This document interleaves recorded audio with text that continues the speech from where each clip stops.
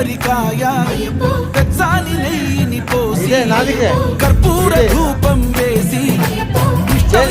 ముడి కడతాం. నువ్వు ఎత్తుకుంటే చాలు ఎన్ని పూనకాలు కంఠమెత్తి పాడుకోగా కల్లి స్వామి కదిలి రాగా ఇరుముడి కట్టు కట్టు కట్టు కట్టు కట్టు ఇరుముడి కట్టు ఎక్కు ఎక్కు ఎక్కు ఎక్కు సారి వల్ల ఎక్కు